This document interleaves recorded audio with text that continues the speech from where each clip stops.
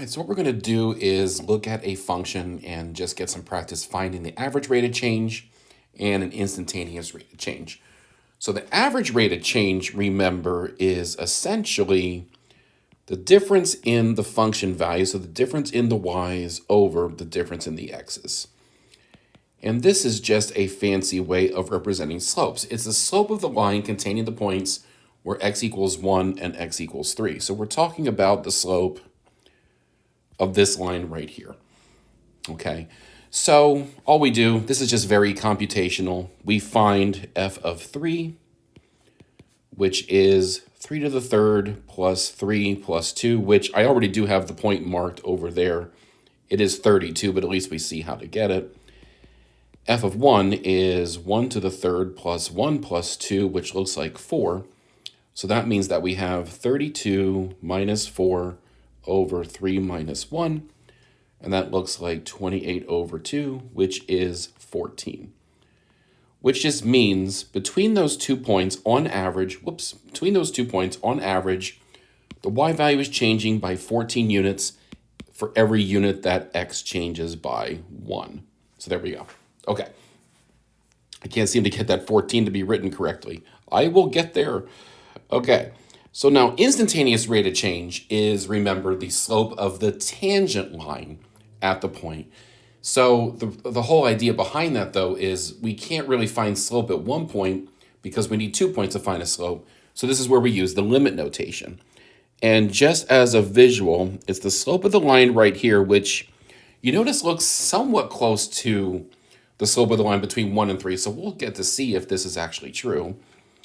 So part B, we know that we need to find a limit as h approaches 0, f of 2 plus h minus f of 2 all over h. And remember that that's just a fancy way of expressing the slope of the line as well. Except this time with h going to 0, we're saying that there's 2 points. One of them is at x equals 2. The other one is just a little bit more than 2. And we're bringing that second point closer to 2 to get the tangent line. So off to the side here, I'm going to find f of 2 plus h, which is 2 plus h, the quantity to the third, plus 2 plus h plus 2. Now, if you want to pause the video and work out the algebra on your own, I'm just going to skip right to the algebra after I write out a couple things. So remember that raising to a third power is not a short process. So we just write out 2 plus h 3 times, and then all you would do is multiply 2 of them together, simplify the result, and then multiply that by 2 plus h.